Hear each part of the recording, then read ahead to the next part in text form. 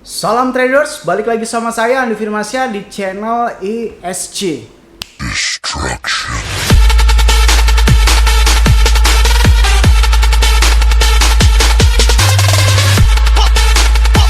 Oke, kali ini kita akan membahas tentang sesuatu yang lagi panas ya sekarang ya. Dan mungkin kita akan melihat dari perspektif yang berbeda. Alias ini adalah dari sisi yang berbeda. Nah, mungkin sesi ini dinamakan dua sisi.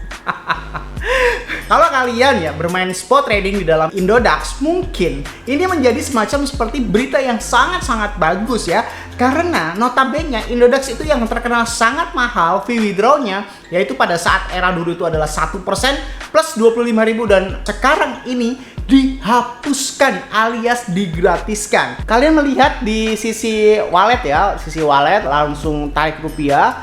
Lalu di sini ada keterangan bahwasanya biaya clearing senilai hanya 25.000 flat untuk jumlah penarikan hingga 100 juta rupiah, dan biaya clearing 100.000 flat untuk jumlah penarikan lebih dari 100 juta rupiah. Ini menjadikan sebuah berita baik untuk bagi para kaum trader, khususnya yang bermain di dalam Indodax. Tetapi saya ingin mencoba untuk melihat dari sisi yang berbeda, apakah yang sedang terjadi di dalam Indodax ini.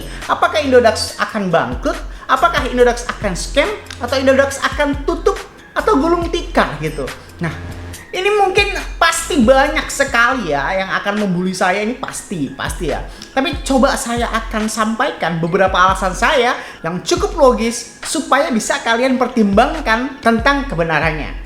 Yang pertama, banyaknya kejadian dan bukti-bukti market yang semakin memurahkan itu akan semakin turun kualitasnya dan akhirnya tutup secara permanen. Oke? Maksudnya seperti apa, Bang? Poin satu ini intinya adalah market yang lebih murah, makin murah itu berarti sedang terjadi bergejolak di dalam sistem internalnya yang mengakibatkan polemik-polemik di dalamnya, sehingga mereka memutuskan untuk mendegradasikan kasta mereka sendiri. Loh, kok bisa mendegradasi? Iya dong, Indodax menurunkan harganya sendiri. Secara notabene dia ini market top Asia terbesar loh, tetapi dia rela-relanya gitu turun harga diri. Walaupun mungkin CEO-nya akan menjawab, loh itu kan untuk kenyamanan sistem dan sebagainya, bla bla bla bla bla. Bukan seperti itu. Yang terjadi sebenarnya mereka merasa bahwasanya user mereka semakin berkurang. Oke, memang semakin bertambah dalam segi angka ya, tapi dalam segi volume mereka mungkin turun drastis. Maka dari itu dia menggunakan sebuah keputusan yang cukup ekstrim yang mengakibatkan supaya orang itu senang gitu. Tapi bagi kacamata para trader profesional atau para pemain kripto yang sudah kawakan, ada beberapa hal yang tersembunyi di dalamnya. Salah satu contoh, banyak sekali market-market yang tumbang karena terlalu murah atau terlalu mengobral biaya ya, tanpa mementingkan efek-efek yang akan timbul baik di dalam market luar negeri ataupun dalam negeri. Yang di dalam negeri ini udah banyak banget contohnya ya, seperti Gopax Indonesia, seperti Nusa X, seperti Nucek pada saat itu ya, dan lain sebagainya gitu loh. Ceritanya hampir-hampir mirip seperti ini ya. Kalau dulu Nusa X itu fee-nya itu terkenal murah gitu kan, lebih murah daripada Indodax. Nah, lalu Nusa X ini tiba-tiba menurunkan fee-nya hingga menggratiskan beberapa fiturnya. Atau mungkin seperti Gopax Indonesia ya, dia menggratiskan fee trading. Gila nggak tuh? Jadi tidak ada potongan apapun di dalam Gopax Indonesia dulu. Maka dari itu, lambat laun mereka tidak bisa menyeimbangkan keuangan perusahaan karena bohong rasanya perusahaan itu tidak butuh uang. Akhirnya mereka memutuskan untuk gulung tikar alias tutup. Nah, poin pertama ini juga didukung dengan beberapa kejadian yang barusan terjadi gitu, seperti tutupnya SnapX, bangkrutnya BXB, dan sekarang yang paling baru adalah LMT ya. LMT, kalau misalkan kalian tahu LMT sekarang nih, LMT masih menyandang gelar withdraw termurah di seluruh dunia. Dia withdrawnya hanya 0,5 USDT dan mempunyai beberapa fitur yang cukup murah. Tetapi tiba-tiba pagi ini dia beralasan dengan maintain tetapi tidak bisa me-withdraw. Bahkan akun saya sendiri pun tidak bisa melakukan withdraw di dalam LMT. Ini adalah bukti bahwasanya ini udah bau-baunya yang gimana gitu kan. Seperti hanya SnapX dulu, seperti hanya BXB dulu. Awalnya gangguan withdraw, awalnya gangguan maintain, akhirnya diputuskan untuk tidak meneruskan itu kembali. Kasus Indodax ini sedikit berbeda. Mungkin dia ini takut akan tersaingi karena banyak sekali kuda hitam yang muncul kode hitam yang muncul di sekitar di Indodax. Contohnya ada Pintu, ada Peluang, ada Toko Kripto, ada Zipmax Indonesia, dan lain sebagainya. Yang notabene withdrawnya itu sangat murah. Apalagi Pintu ya, yang sekali klik saja nih, sekali klik doang tanpa ada ribet apapun, langsung cair. Dan biayanya hanya Rp6.500 kayak gitu. Lalu ada pertanyaan yang mendasar ya. Ada pertanyaan yang mendasar yang bilang ke saya seperti ini. Lalu Bang, kenapa market-market yang di luar sana itu bisa bertahan padahal withdrawnya lebih murah daripada Indodax? Mereka tuh punya trik tersendiri, guys. Ya, apa kalian lupa bahwasanya market-market yang murah itu tidak mempunyai TRC20, alias mereka sengaja tidak memasukkan jaringan TRC20 alias TRX ini. Ya, karena mereka sadar kalau misalkan mereka memasukkan jaringan TRC20 ditambah lagi fee withdraw yang murah, itu bisa-bisa perusahaan mengalami collapse ya. Itu yang pertama. Jadi di Indodax ini kan memasukkan TRC20 alias withdraw dan depositnya itu udah murah kalau via kripto ya. Di dalam rupiah bisa juga melalui bank BCA dan lain sebagainya atau bank di seluruh Indonesia. Jadi kalau misalkan kalian menyanggah, kenapa bank market yang lainnya itu bisa bertahan padahal fee withdrawnya murah? Karena mereka tidak memasukkan jaringan TRC20 yang notabene adalah jaringan paling termurah di dunia atau yang paling populer murahnya. Nah, di Indodax ini tiba-tiba dia menghapus biaya withdrawnya dan menyisakan 25.000 flat. Ini cukup tidak adil sebenarnya. Nah, kalau misalnya orang withdrawnya 100 juta sama orang withdrawnya cuma 200.000, itu rasanya tidak adil ya kalau kayak gitu. Ini keputusan yang cukup salah menurut saya di Indodax ini. Lalu poin kedua ini sebenarnya market itu bisa bertahan cuma dari dua sisi saja. Sebagai internalnya, eksternal ada nih. Eksternal ada lagi. Yang internal itu adalah yang pertama fee trading, yang kedua adalah fee deposit dan withdraw baik fiat ataupun via kripto. Indodax ini nyawanya sudah nggak ada di WD dan deponya. Nyawanya tinggal di market fee tradingnya yang masih terkesan sangat mahal, 0,3% ya per open posisi ya. Jadi bukan 0,3% satu kali transaksi, bukan. Waktu kalian beli itu potongan 0,3%, waktu kalian jual itu juga 0,3%. Seperti itu.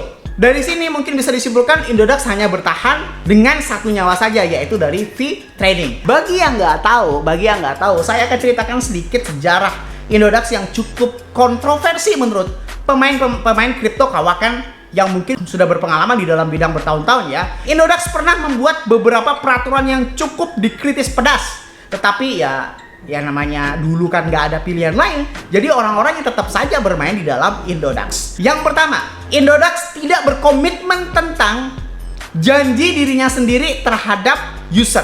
Dahulu Indodax itu berjanji hanya memasukkan koin-koin yang berutilitas dan use case yang benar sesuai dengan top CMC saja, dan mempunyai cita-cita hanya mempunyai koin top CMC saja di dalam Indodax. Tetapi faktanya adalah dia memasukkan segala macam bentuk rupa koin-koin yang nggak jelas ya, yang semuanya developernya juga utilitas dan use case-nya itu sebagai formalitas saja, tanpa mempedulikan demand yang aslinya. Hanya berbentuk modal, kan masuknya pakai bayar 10 Bitcoin kurang lebih kalau nggak salah ya. Entah 10 Bitcoin, entah 20 Bitcoin gitu. Antara 10 hingga 20 Bitcoin. Jadi Indodax sudah melupakan tujuan awalnya dahulu dibentuk. Mereka dulu itu bilang bahwasanya kami tidak akan memasukkan koin-koin yang tidak jelas utilitas dan use case-nya atau yang tidak top CMC. Tetapi ternyatanya banyak sekali koin-koin yang dimasukkan di dalam Indodax, seperti bahkan ada satu developer Indonesia yang sangat lucu gitu kan, tiba-tiba langsung masuk ke Indodax yang menurut saya, yang saya cari utilitas dan use case-nya itu nggak nyambung guys, tapi dia market maker-nya itu gede banget. Jadi secara notabene sebenarnya Indodax ini sudah diragukan volume yang ada di dalam market tersebut, karena perspektif masyarakat sudah berubah. Antara permainan leverage trading yang dulunya tidak ada, sekarang ada. Jadi Indodax sudah tidak ada volumenya. Loh bang, itu volumenya masih ada. Jangan lupa guys, saya juga CEO sebuah token gitu. Jadi setiap CEO itu pengen memasukkan ke dalam market, itu hal yang paling pertama ditanyakan, apakah kalian sanggup membuat market maker? Itu di era sekarang, itu yang sangat lucu dan menyalahi hukum cryptocurrency menurut saya. Kalau hal-hal ini terus dibiarkan terjadi begitu saja, maka sudah tidak ada lagi yang namanya utilitas dan use case-nya. Semua hanya token atau koin gorengan saja yang bisa menyesatkan kalian. Maka dari itu saya sendiri, Andi Firmansyah, sudah tidak bermain di spot trading, apalagi di dalam Indodax ini. Saya main di Indodax masih hanya untuk mencairkan uang saja. Tetapi kalau untuk mengikuti koin-koin yang nggak jelas, saya anti. Saya hanya mengikuti koin-koin Bitcoin, Ethereum, TRX, dan XLM, itu mungkin begitu aja gitu kan. Kalau misalkan saya memaksakan masuk di koin-koin yang tidak jelas utilitas dan use case-nya, yang hanya gorengan-gorengan saja, tapi bang itu ada volumenya, ya itu namanya market maker. Jadi mereka itu memang sudah mempunyai persetujuan satu sama lain supaya bisa membuat semacam kayak fake volume. Supaya apa? Supaya notabene market ininya tetap market top 1 Asia, tetapi diragukan volumenya. Buktinya apa bang? Jelas buktinya. Kalau kalian nggak paham, pasti ngeyel. Kalau kalian paham, bagaimana tercipta order beli dan order jual, tidak ada hubungannya dan tidak korelatif antara utilitas dan use case-nya, udah nggak nyambung.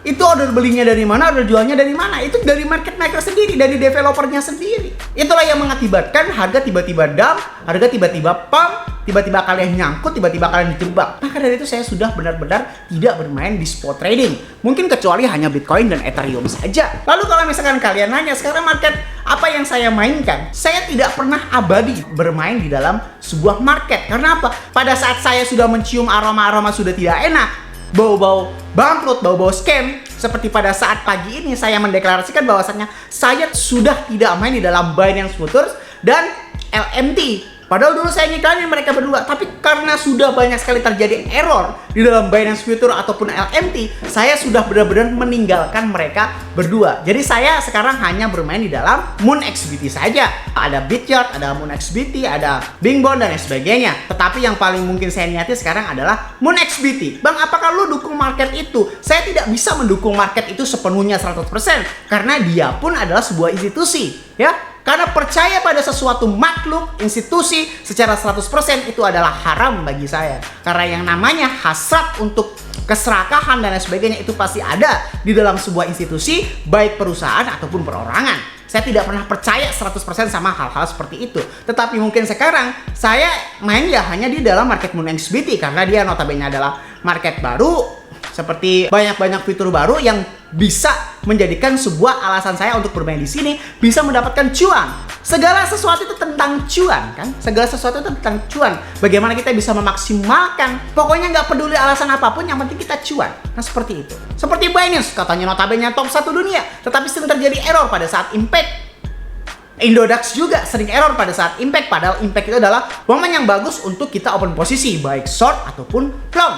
Masalah percaya atau tidak percaya, kesimpulan di video ini, yang pertama adalah saya sudah tidak bermain di dalam Binance Futures dan LMT. Yang masih saya mainkan adalah MoonXBT, Bityard, dan Bingbond. Tetapi saya lebih recommended ke dalam MoonXBT karena dia kaya akan fitur-fitur baru yang mungkin belum ada di market-market lainnya. Masih main Indodax One? Saya masih main Indodax, tetapi tidak main di spot trading, apalagi beli koin-koin yang gak jelas utilitas dan use case-nya, alias token atau koin gorengan saja. Tidak ada kejelasan sama sekali market maker-nya itu seperti apa, itu real apa tidak, dan lain sebagainya. Kalaupun itu real, ya satu catatan dari saya ya, jikalau itu real, tidak akan pernah terjadi pump ataupun dump secara drastis ya, kecuali ada bad news. Ini nggak ada apa-apa tiba-tiba dump, nggak ada apa-apa tiba-tiba pump. Itu adalah permainan market maker.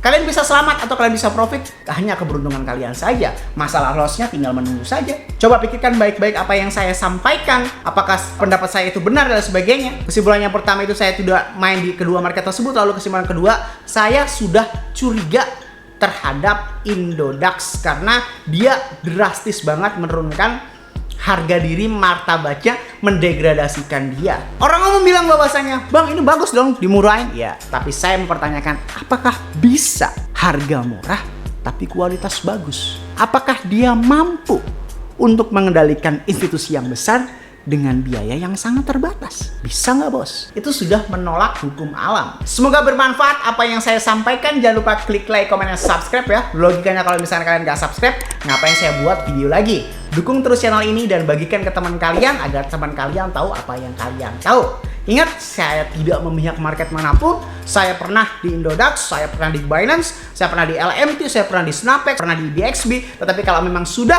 mencium aroma-aroma bau tidak enak alias seperti bangkrut gimana-gimana gitu kan, ya sudah, saya tinggalkan saja kalau misalkan kayak begitu. Saya Andi Firmansyah, use your logic, dan salam traders.